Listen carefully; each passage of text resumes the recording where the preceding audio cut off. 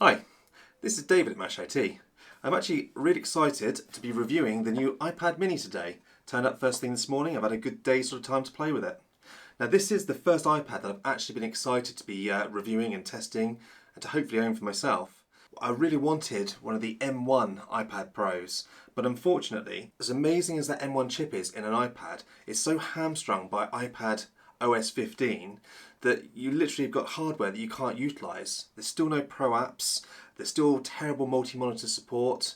It's basically, for the price you're paying for one of these M1 iPads, you might as well buy a MacBook Air with an M1 in it.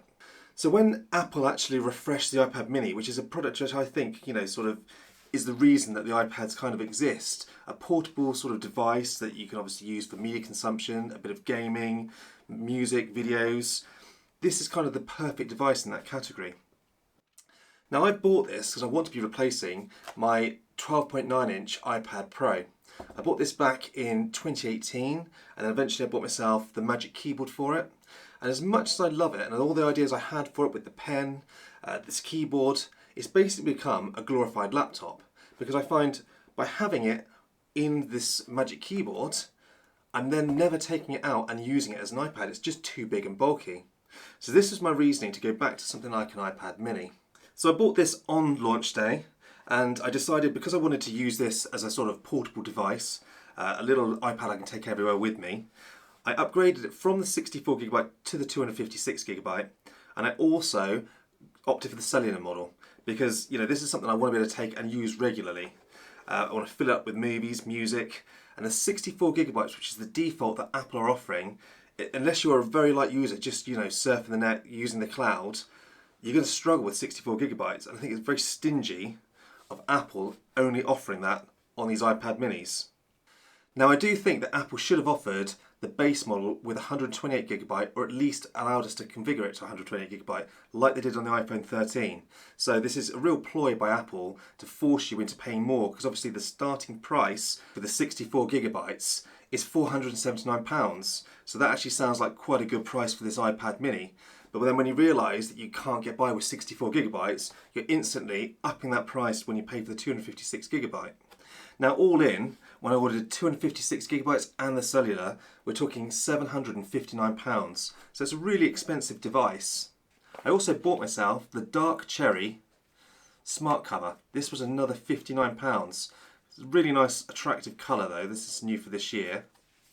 And the actual iPad that I decided to buy myself this year is the Starlight, which is a very unusual name for this beige looking colour, but it's quite attractive, and I decided to buy this because I thought it'd be a bit different from all the space grey MacBooks and iPads and iMacs that I've got. So this is a little bit different, and I'm quite pleased with the colour, especially with the dark cherry that I've chosen for the smart cover.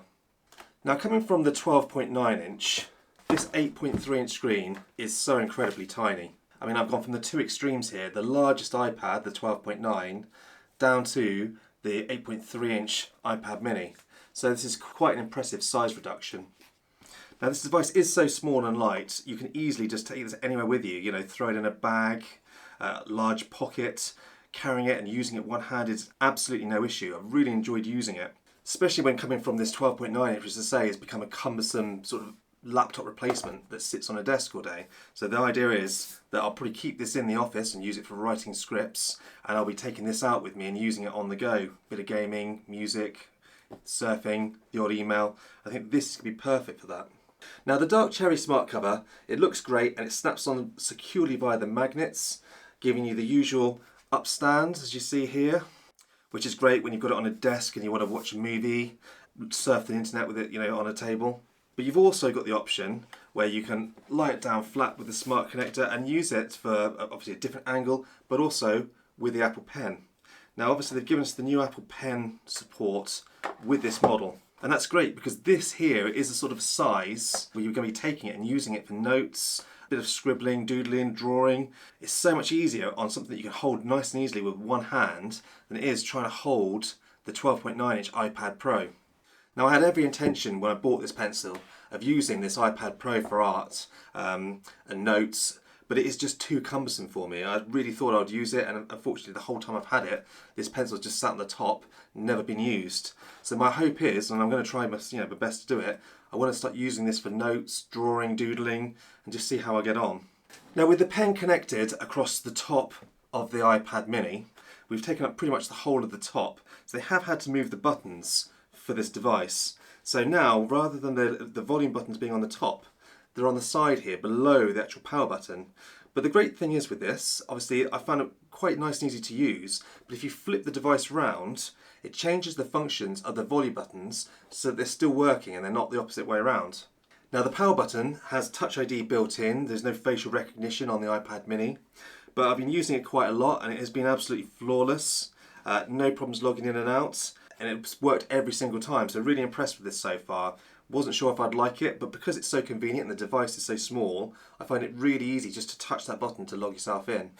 So obviously this is an 8.3-inch screen with 500 nits of brightness, and I've been really pleased with it. It's got True Tone added this year, which is nice, but it's not quite as vibrant as this 2018 12.9-inch iPad Pro that it's going to be replacing.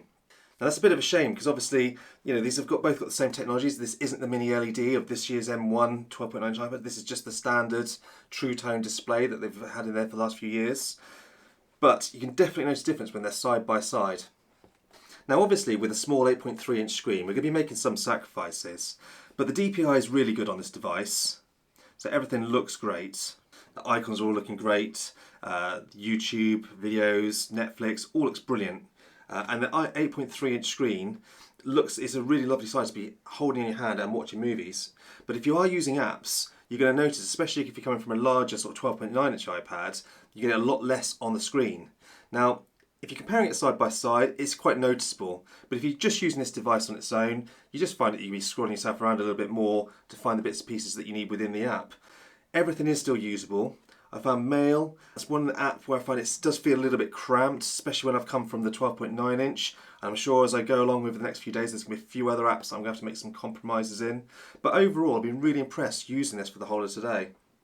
Now looking at the back of the iPad, you'll notice there is no smart connector. Now this is a bit of a shame, but as the device is so small, I can't imagine you're going to find many uses for a smart connector. If you put a keyboard or a Magic Keyboard, it's going to be too cramped on this 8-inch device.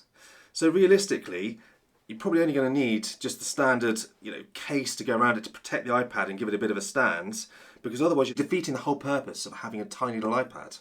And as much as I've loved the Magic Keyboards, it's ended up changing how I use the device, basically creating an iPad that's then a laptop, in which case, with the amount of money you're spending between an iPad and the Magic Keyboard, you might as well just buy a MacBook Air. Now firing up a few games on this device is really impressive, and for the size, I think this is a perfect on-the-go gaming device. It's comfortable to hold for a long period of times, unlike my 12.9-inch iPad Pro, which quickly becomes very cumbersome when you're using it like handheld or in your lap. And the games are running really well. Now in benchmarks, it actually scored less on the GPU than the actual iPad Pro from 2018. But the CPU single core score was absolutely amazing on this little iPad mini, coming in 50% higher than my 2018 iPad Pro. And you've noticed that when you're launching games and apps, they launch so much quicker on this iPad mini. I mean, the difference is quite incredible. Now, I haven't tested the device long enough to give battery figures yet. I noticed a lot of people are complaining that the battery life isn't complete whole day battery, but I've used this solidly all day without charging. I had it 100% charged when I started using it first thing this morning. I've used it all day for gaming, YouTube, browsing the net, testing it out, and I've still got 60% battery left. So for me, I think this is going to be more than adequate, but I'm probably not going to be the heaviest user for this device. So speaker test then, we're at 50% volume. We're going to do the iPad mini first.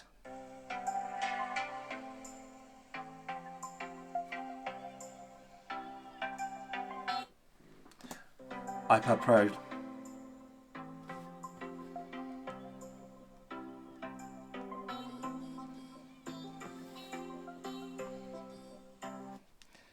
Then about 80% volume.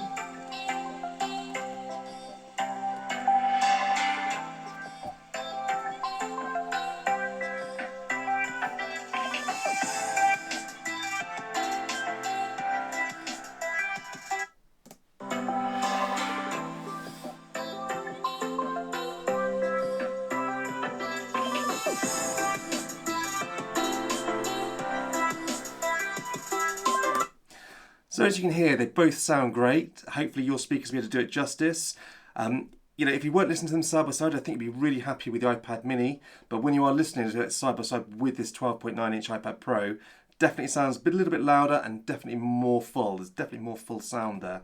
Now, something we have got this year, some nice upgrade on the cameras with a 12 megapixel on the front and a 12 megapixel on the back. And they've also included the center stage. Now, this isn't a feature that I'm really that interested in, but I know a lot of people that are using this for sort of, conferencing, they are quite interested in this. And it's nice that we've actually been given it in the mini, because very often, with the lower end sort of iPads, they do sort of omit some of these features. So this is quite nice. Also, something that is quite impressive is we've got rid of the Lightning connector, and we've now got the USB-C on here. This is great. So not only is it a better connector, in my opinion, for charging the device, but you can also easily add hard drives and other peripherals or plug it into a monitor. And although I'm not that impressed with the way that Apple handles external monitors with iPads, it's nice that we have the ability that you can plug it into a bigger screen when you want to do some work on it. Okay, so that comes to the end of this sort of initial review of the iPad mini. I have to say, I'm absolutely loving it so far. I'm going to be putting it through its paces for the next week or two, and we're going to come back with a sort of more detailed, sort of in-depth review. But I think this is a really impressive device. Now, my only knock against it, and it's very often the case with Apple, is the price. Because unless you're a very, very light user, you're never going to be paying the £479 in the UK for the base model. You're going to have to upgrade. That instantly starts putting it into quite an expensive sort of category for what is essentially just a sort of a pocket sort of gaming and browsing machine. But for me, I'm out and about quite regularly. This is going to be a brilliant device that's going to serve all my needs. Whereas the iPad 12 from 2018, which I've loved but never taken anywhere, this I will be taking everywhere. So I'm afraid that's going to be relegated to a desk now, which pretty much is essentially a laptop, and this will be coming out with me. Any questions or any comments, please pop them down in below, and I will get back to you. And as always, thank you for watching.